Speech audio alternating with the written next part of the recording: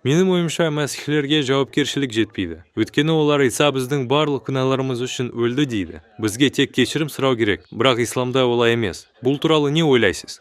Менің ойымша сен не туралы айтып жатқанды білмейсің. Өйткені егер мәсіхші олай айтса, ол мәсіхшілікті білмейді. Бірақ мен мәсіхші емеспін, мен мұсылманмын.